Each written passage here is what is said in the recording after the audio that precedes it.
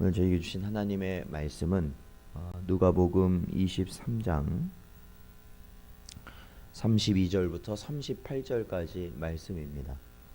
누가복음 23장 32절부터 38절까지 말씀입니다.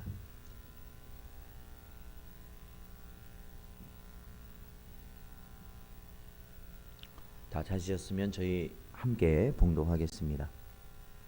또 다른 두 행악자도 사형을 받게 되어 예수와 함께 끌려가니라.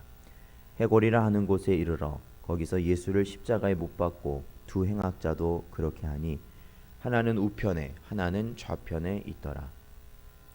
이에 예수께서 이르시되 아버지 저들을 사하여 주옵소서 자기들이 하는 것을 알지 못함이니이다 하시더라.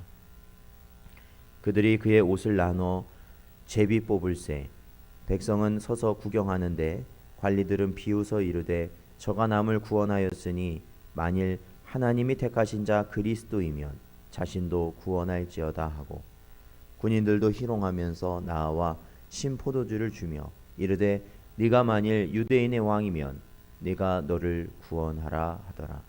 그의 위에 이는 유대인의 왕이라 쓴 패가 있더라. 아멘. 기도하겠습니다. 하나님 감사합니다.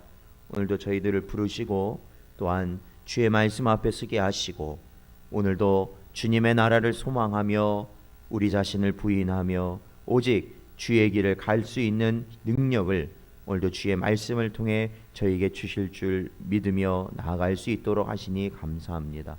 오늘도 주신 말씀을 마음에 새기게 하시고 우리가 이 땅을 살아가며 아버지 하나님 어떻게 살아야 할지를 깨닫는 분명한 귀한 은혜가 있게 하여 주시옵소서. 간절히 바라오며 예수님의 이름으로 기도하옵나이다. 아멘.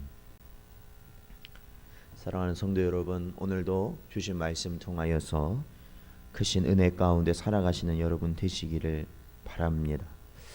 예수님께서는 결국 빌라도의 최종 판결을 받으시고 결국 십자가형을 이제 치루시게 되었지요.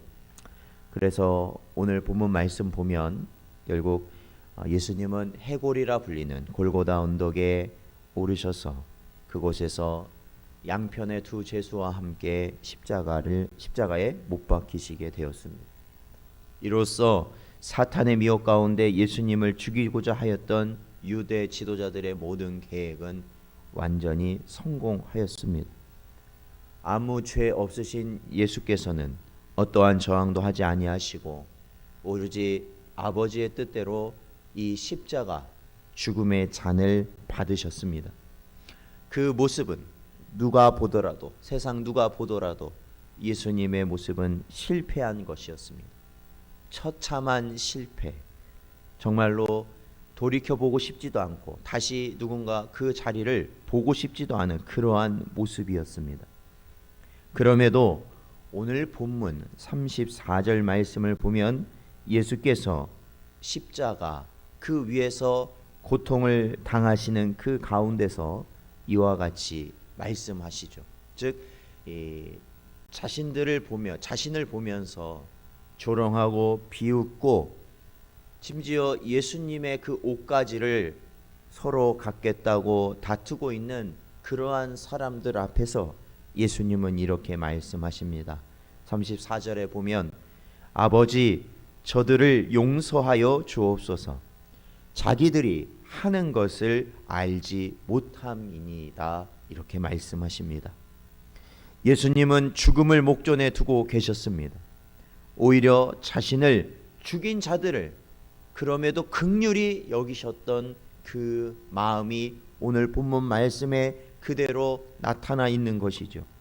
왜냐하면 자신의 죽음은 결국 아버지의 뜻이 이루어지는 온전한 순간이었기 때문에 그렇습니다.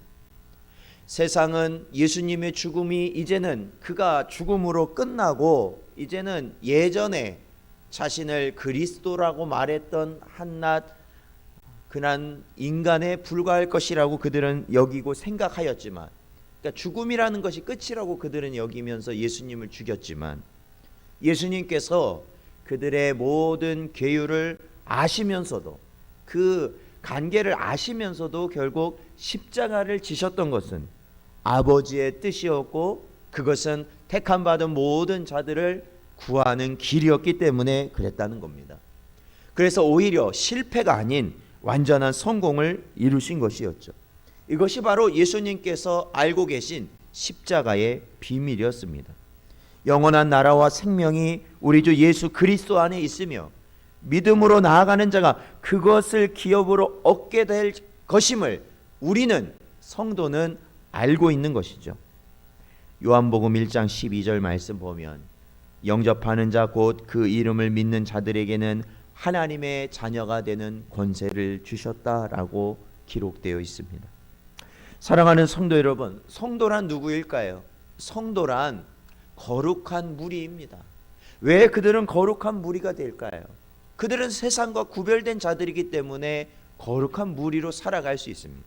그렇다면 왜 그들은 세상과 구별될 수 있을까요? 그것은 세상이 알지 못하는 비밀을 가지고 있기 때문에 그렇습니다.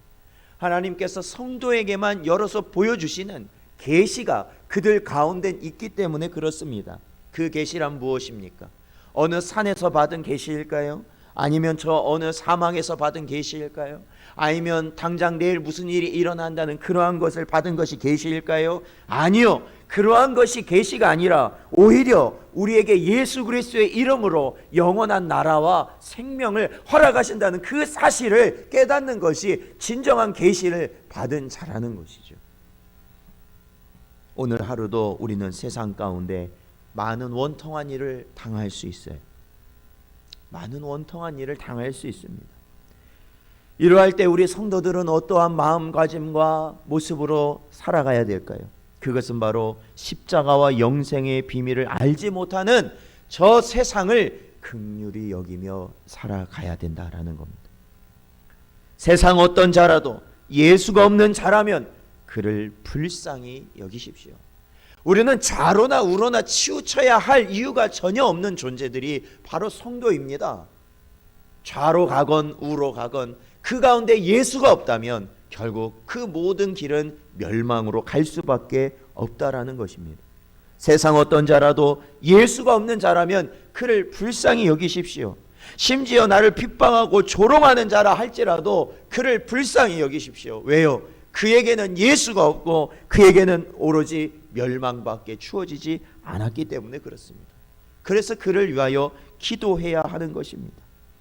오늘도 아직도 예수를 모르고 멸망의 길을 향해 가는 이 세상을 향하여 사랑하는 성도 여러분, 분노하고 오히려 좌절하고 오히려 대적하지 마십시오. 오히려 그들을 긍휼히 여기십시오. 긍휼히 여기세요. 이 짧은 세상, 그들은 이 세상이 전부인 줄 알고 이 세상의 것을 위하여서 저토록 애쓰며 힘쓰며 살아가지만 결국에는 그들에게 남는 것은 아무것도 없다라는 것. 그것을 그들은 모르고 우리는 알기 때문에 그렇습니다.